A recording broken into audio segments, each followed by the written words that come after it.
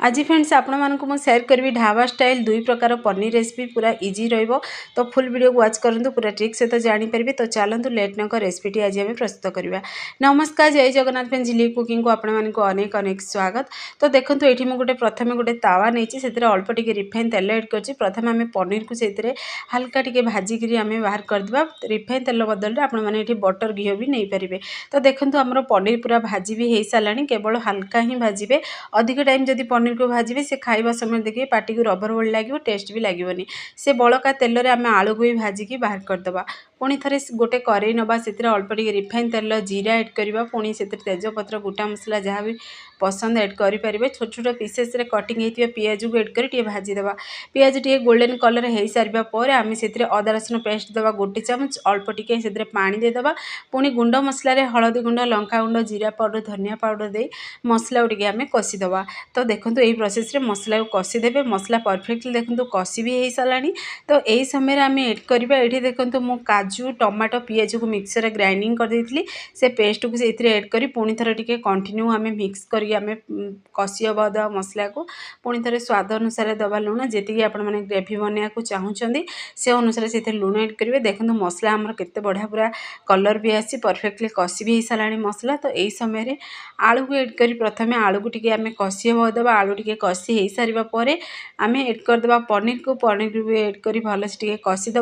तो आम दबा गरम पानी जी आप झोल रखा चाहूँगी बा जी आप ग्रेवी रखा चाहूँगी से अनुसार से गरम पानी एड करदे। लास्ट आम अल्प टिके गोटा मसला पाउडर एड करवा। देखो फाइनाली आमर रेसिपी प्रस्तुत हो सारी आलू पनीर बहुत ही यूनिक टेस्टी रेसिपी। तो आपण मैंने देखिए थे बनातु ना बारंबार बनइबे। आउ टिके चलतु स्वाद को बढ़ाई आम कोयलार फ्लेवर देवा। जलुवा कोयला को से एड कर अल्प टिके घी देवे। तार सबू देखिए पूरा बांफ गला पर्यंत रखिए। तो ये चलतु भल से टिके मिक्स करदे। देखो परफेक्टली पूरा बनिकी रेडी हो सारे। सब कोयलार भी फ्लेवर आमर आलू पनीर तरकारी चली जाइए। तो फाइनाली प्रस्तुत हो सारा आम रेसिपी। तो आपण मैंने घरे आपको निश्चय ट्राए करूँ। आपण मैंने रुटी सहित भात सहित खाईपारे। बहुत ही यूनिक रेसिपी। तो पूरा देखिए आप 15-20 मिनट आगे बनिकी रेडी करेंगे। तो ये चलते आम सेकेंड प्रकार पनीर रेसिपी प्रस्तुत करवा। फुल वीडियो को वाच करूँ। बहुत ही यूनिक रेसिपी। तो प्रथम आम गोटे तावा नवा। आम ये देखो मुझे लंबा लंबा पीसेस रे पनीर को कटिंग करछि। आपण माने जेमी चाहिए से अनुसार से पनीर को कटिंग करें।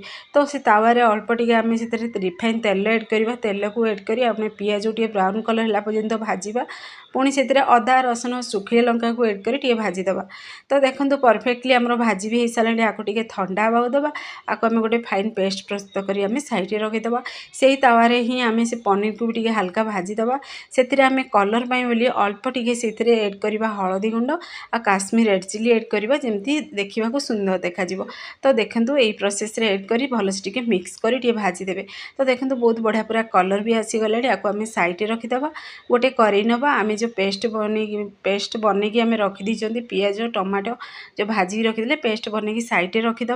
पुणी गोटे कड़े नवा। कड़े अल्प टिके रिफाइन तेल एड करवा। गोटा मसला एड करवा। अदा रसुण पेस्ट एड करवा। गुंड मसला हलदी गुंड, लंका गुंड, जीरा पाउडर, धनिया पाउडर एड करवा। हाफ गिना दही एड कर मसला को आम कषिदे। ये देखो आमर पियाज पुणी अदा रसुण सुखिला लंका आमर पेस्ट को एड कर भल से मिक्स करदे। तो देखो जेहेतु आम पियाज पेस्ट एड कर ग्रेवीर पूरा स्ट्रक्चर बहुत बढ़िया आसो। तो सब देखिए पियाज को भाजिकी जदि एड करेंगे ना बहुत ही यूनिक रहा। तो ये आम स्वाद अनुसार दबा लुण। तो मसला देखो कैमरा सामने देखो परफेक्टली पूरा मसला आमर कषि हो सारी। जी ग्रेवी रखा चाहूँगी से अनुसार गरम पानी एड करेंगे।